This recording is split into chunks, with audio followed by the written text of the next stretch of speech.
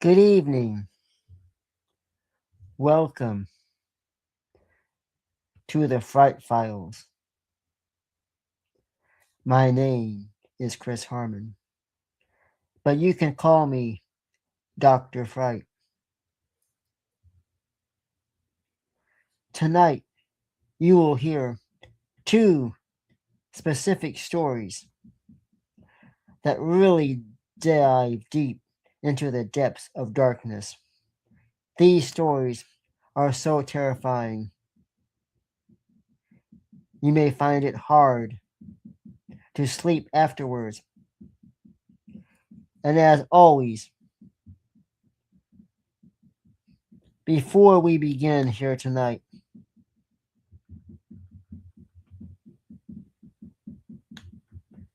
you must ask yourself that one all important question: can you withstand till the end? Welcome to the Fright.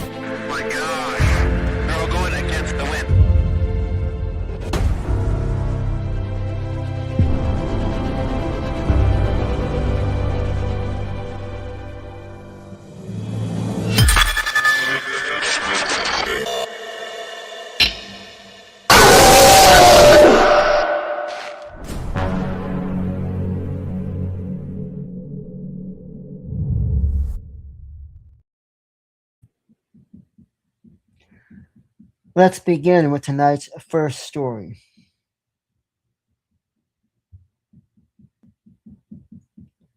I call this frightening tale The Bloodline.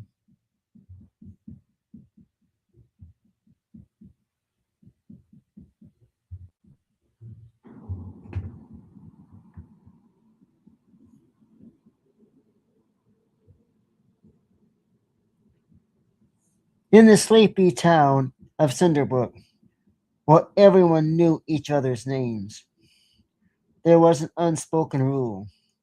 The Thorn family was never to be crossed. The Thorns were old money, their wealth stretching back centuries. But it wasn't just their riches, nah. They kept the town in check. It was fear, pure fear. There were whispers, tales of dark rituals, and strange occurrences. But no one dared to dig too deep. The Thorns had a power that were beyond money, something that spread into the very crowd of Cinderbrook.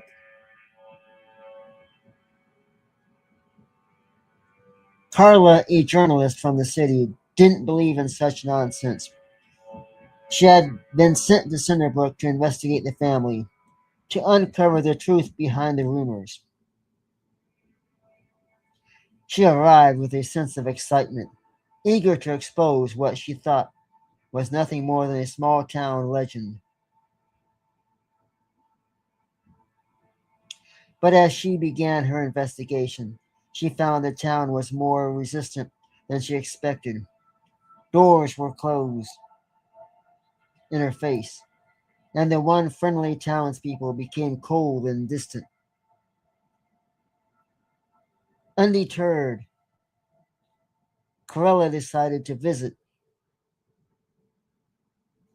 Thorn Manor, the family's sprawling estate on the outskirts of town. The manor was a relic of era, its Gothic architecture towering over the surrounding landscape. And as she approached, she couldn't shake the feeling that she was being watched. Yes, the air was thick with tension, and the trees seemed to lean in, their branches skedaddled fingers reaching out to grab her. She knocked on the massive front door, and after a moment it creaked open. A manservant greeted her, his expression blank, pure black blank, and his eyes were dull. He led her through the dark halls, the walls lined with portraits of the Thorn ancestors, their eyes following her as she passed. She was taken to a sitting room where she met the matriarch of the family, Gabriella Thorn.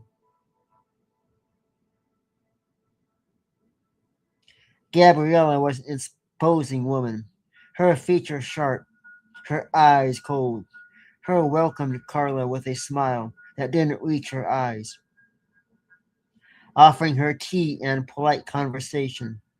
But there was an undercurrent of menace in her words, a warning that Carla should heed.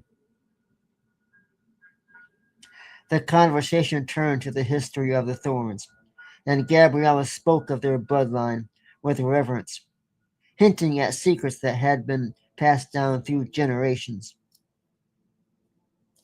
Carlos pressed for more, her curiosity piqued, but Gabriella's demeanor changed. The smile faded, replaced by a look of disdain. She told Carla that some secrets were best left buried. She told Carla that some secrets were best left buried, that the Thorns bloodline was not to be trifled with. The conversation ended abruptly, and Carla was shown out the manor, her questions unanswered. But Carla wasn't ready to give up.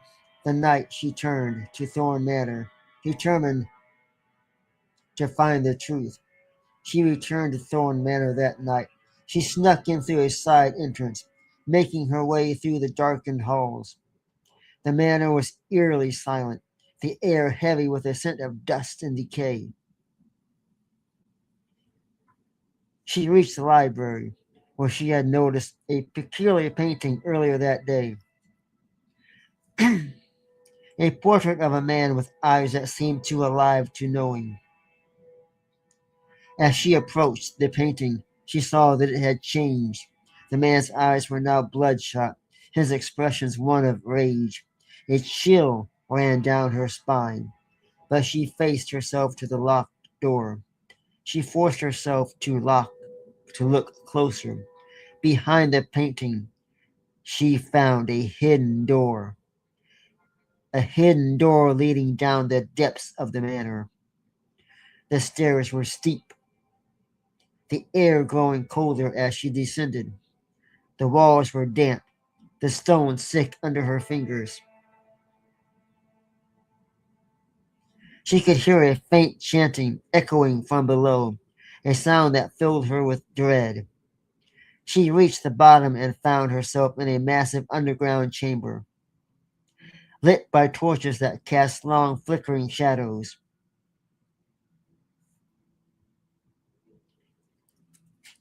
In the center of the chamber was a stone altar surrounded by hooded figures. The chanting grew louder as they raised their hands to the ceiling, calling out to something ancient and powerful.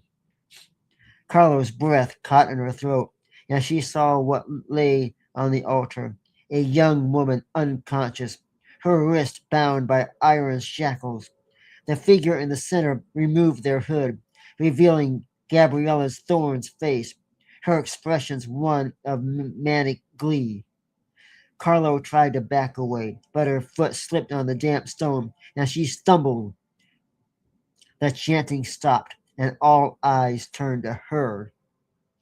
Gabriella's smile widened as she gestured for the others to seize her.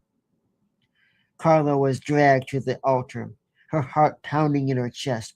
She was forced to kneel beside the young woman, and she looked into the girl's face.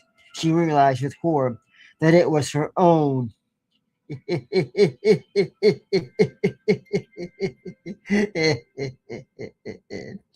Now you see, Gabriella Thorne began to speak, her voice echoing through the chamber, telling Carla that the Thorns had made a pact long ago, a pact that had kept their bloodline strong.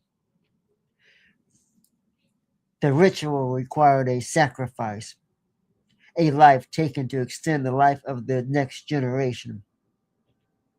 Carla had been chosen, her bloodline a perfect match to continue the Thorns' dark legacy.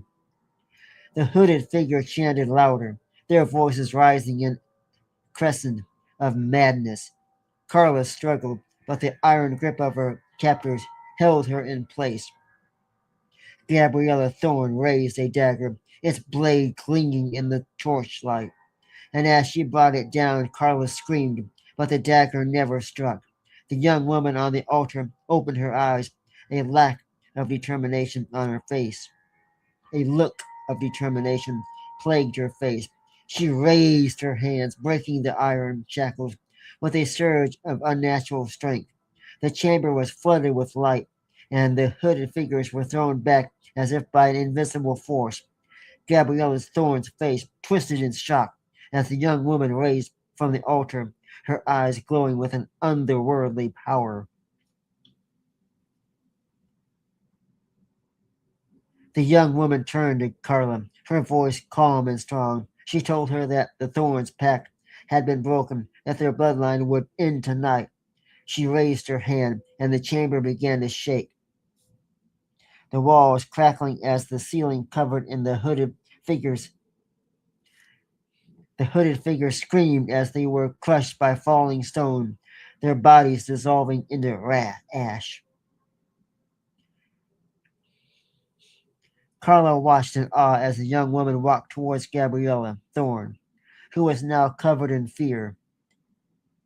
The young woman placed her hand on Gabriella's chest, and the Thorns let out a final blood-curdling scream as her body crumbled to dust. The chamber continued to collapse, but the young woman led Carla back up the stairs, through the hidden door, and out the manor. The house was engulfed in flames as they walked away, the fire consuming everywhere in its path. The young woman disappeared into the night, leaving Carla standing alone in the field, her heart pounding with a mixture of fear and relief. Cinderbrook was never the same after that night. The Thorne family was gone, their manor reduced to ashes as the town's dark secrets were buried with them. But Carla knew the young woman's power still lingered, protecting the town from the darkness that had once consumed it. She returned to the city, her story untold, but the memory of that night would haunt her forever, a reminder of the horrors that lurk in the shadows.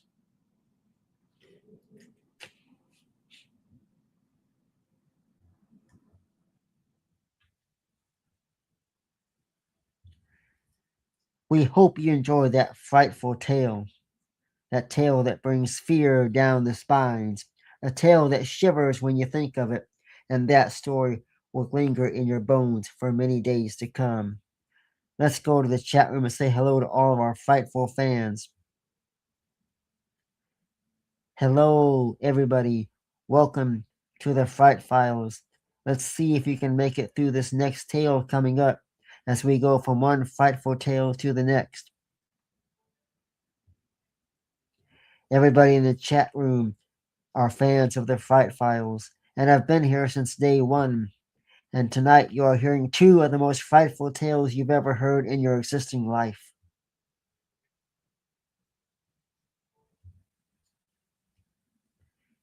Good evening, Joey. Welcome to the Fright Files.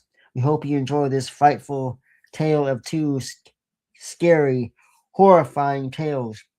And without further ado, we will take a brief commercial break and come back for story number 2 of the Fright Files.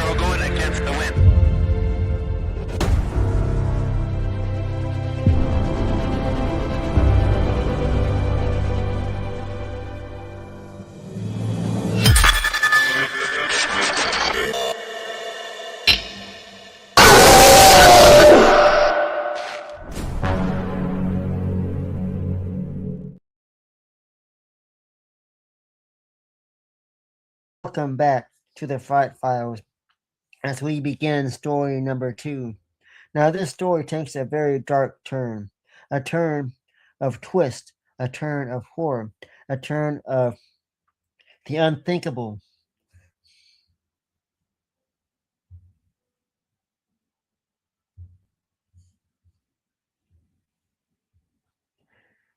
This story is called The Cemetery Watcher. And when you hear this story, hang on tight because you're about to hear something you never thought you'd hear before.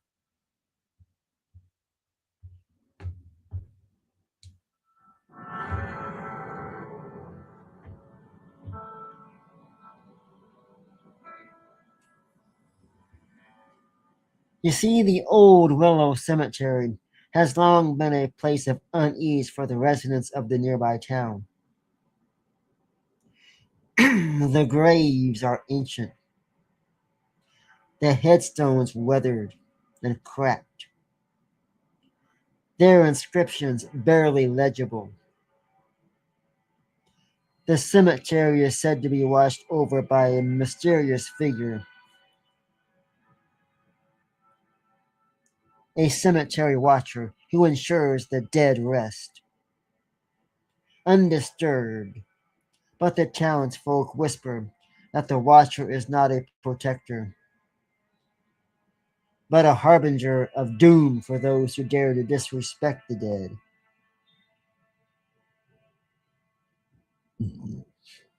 Jack, a skeptic who scoffs of ghosts at ghost stories, bets his friends that he can spend the night in Old Willow Cemetery without getting scared. Armed with a flashlight and a bottle of whiskey, he climbs over the cemetery gates at midnight, laughing off the warnings of his friends. The night is cold. The air is cold. There's an uneasy feeling in the air. The moon hidden behind a thick layer of clouds, casting the cemetery in deep shadows. There's a strange quiet in the air as Jack wanders through the graves. He feels an odd sense of being watched. The wind whistles through the trees, and the leaves rustle like whispered secrets. He passes by a large, decrepit mausoleum and hears faint scraping sound coming from within. Curious, he opens the heavy stone door and tries to peer inside, but the darkness is impeccable. He shrugs it off and continues his walk, but the feeling of being watched only grows stronger. The air seems to thick, and the shadows around him deepen, as if something is lurking just out of sight. He hears a soft rustling behind him and whips around, but there is nothing there, only rows of silent, weathered graves. As he approaches the oldest part of the cemetery, Jack's flashlight begins to flicker. He curses under his breath and smacks it against his palm, trying to get it to work. The light sputters back to life, but in the brief moment of darkness, he glimpses at a figure standing amongst the graves, a tall, shadowy figure, from with glowing eyes, watching him intensely.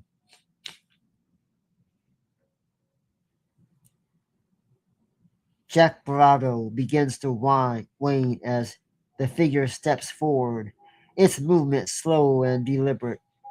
He calls out, thinking it might be one of his friends playing a prank, but there's no answer.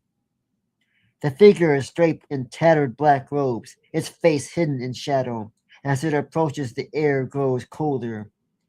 Jack's breath comes out in visible puffs of mist. Panicking, Jack turns and runs, his footsteps echoing through the silent cemetery. The figure follows its pace very slowly, yet it always seems to be just behind him. Jack stumbles over one of the gravestones and falls to the ground, the flashlight slipping from his grasp and rolling into the darkness. Desperate, Jack crawls towards the cemetery gates, but as he reaches them, he finds the gate is locked, tight. The iron bars are cold and unyielding. He spins around to see the figure standing just a few feet away, its glowing eyes piercing through the darkness. The figure raises a skeletal hand and points towards a freshly dug grave nearby, its meaning clear. Jack's heart races as he realizes the grave has his name on it. The earth begins to shift and churn, the dirt piling up on either side as the grave opens wide. The figure steps aside, and Jack feels invisible force pushing him towards the grave, his feet dragging against the ground as he struggles to resist. He screams for help, but the cemetery is silent, the town beyond it oblivious to his cries. The ground beneath him gives way, and he tumbles into the grave, the dirt collapsing in around him as the last of the soil covers his face. The figure steps back. Its duty is complete. The next morning, the cemetery gates are found unlocked, swinging gently in the breeze. Jack's friends search for him, but find no trace, only the freshly filled grave with his name etched in the headstone. The cemetery watcher continues to patrol Old Willow Creek, ensuring that the dead remain undisturbed and that those who challenge its authority are buried alongside them.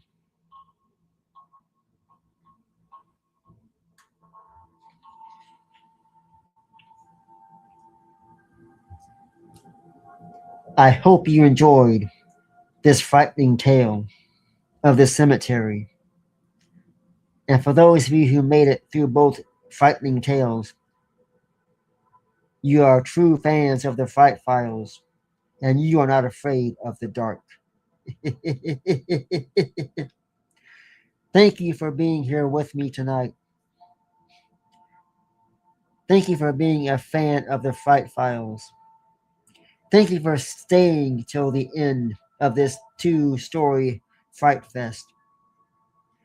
We'll be back Friday with Madam Mina and Dr. Fright as we bring you 7 frightful tales of true and strange and also the unknown.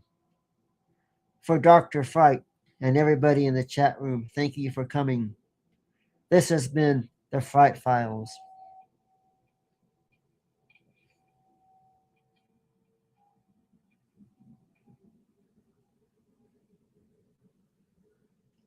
Stay frightful, stay watchful, and stay a fan of the Fright Files.